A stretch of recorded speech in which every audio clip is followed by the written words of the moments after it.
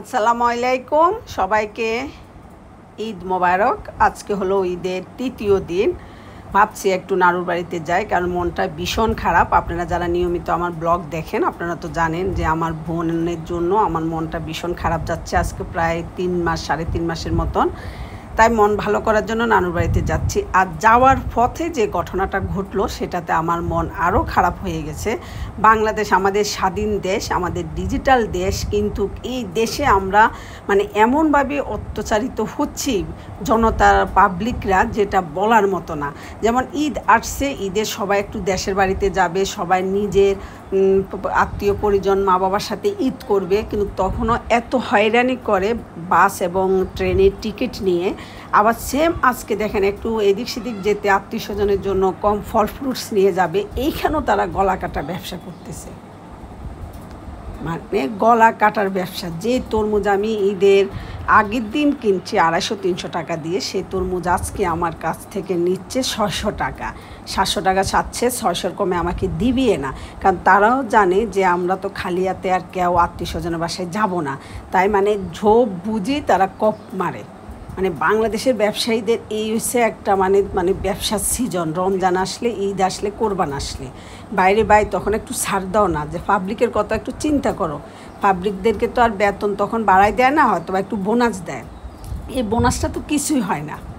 কি হয় বোনাসটাতে? আর বোনাস তো কাপড় চোপড়ে কিনতে হয়, কোরবানি গরু ছাগল কিনতে হয়।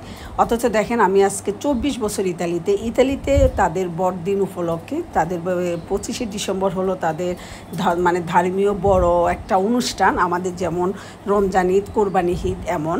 অথচ ওই ঈদে তারা প্রত্যেকে এক কাপড় চোপড় কিনবে, তারপরে এক জাতীয় কেক আছে পানের তনে, ওই কেকটা আমরা যেমন মিষ্টি শ্যামাই কিনি, শ্যামাই চিনি দুধ, ওই কেকটা সবাই কিনবে, গরিব বড়লোক মধ্যবিত্ত সবাই কিনবে। বিভিন্ন দামের কেক আছে, কিন্তু ওই কেকটা এরা কী করে ঠিক 25 তারিখের পর থেকে 26 তারিখ থেকে তারা ওটার দাম কমিয়ে দেয়। কেউ 10%, 20%, এমনকি 50% কমিয়ে দেয়। আর খ্রিস্টমাস উপলক্ষে, বড়দিন উপলক্ষে 25শে ডিসেম্বরে সম্পূর্ণ বাস এবং ট্রেন ইতালি রোম শহরে ফ্রি করে দেয়। তার অর্থ হলো সরকারের ধারণা যে তোমরা ইচ্ছা মতন ঘুরো, এই দিনটা উপভোগ করো। আর আমাদের দেশ হলো ডিজিটাল দেশ, আর আমাদের দেশে তখন আমাদের গলা কেটে ব্যবসায়ীরা কিভাবে টাকা নিবে সেই ধান্দায় বসে থাকে। নাহলে এই ফলের দাম কেন বাড়ছে এখন ঈদ উপলক্ষে আমার মাথায় ধরে না, যে ঈদে তারা ব্যবসা করে নিবে। তারপর আমাদের রিক্সা চালক মামারা ঠিক আছে, ওনারাও ঈদের দিনে বসে থাকে, যেখানে 50 টাকার ভাড়া সেখানে 100 টাকা, কিন্তু অনেক তো আছে খুশি করে দেয়, কিন্তু এইখানেও ওনারাও তখন একটা সুযোগ বুঝি ব্যবসা করে নেবে।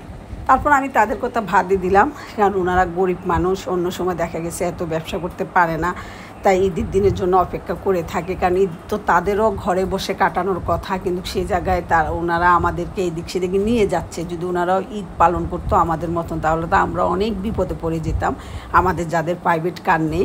তাই ঠিক আছে, আমি রিক্সা চালক মামাদের কথা বাদ দিলাম। যেমন ওটা আমিও, আমার কাছে বেশি চাইতে হয় নাই, আমি খুশি করে দিয়ে দিছি। যে যাও, ওনারা যে বের হয়েছে রিক্সা নিয়ে, এটাই কিন্তু আমাদের জন্য অনেক কিছু। কথায় কথায় বললাম যে ওনাদেরও কিন্তু দাম বেড়ে যায়, সিএনজি, অটো, রিক্সা সব কিছু। তাই মনটা আরও খারাপ হয়ে গেছে। আমাদের ডিজিটাল বাংলাদেশের অবস্থা দেখে 4 মাসে আমি একদম সত্যি হতবাক। তাহলে সবাই ভালো থাকবেন, সুস্থ থাকবেন। ওকে, আল্লাহ হাফেজ, আসসালামু আলাইকুম।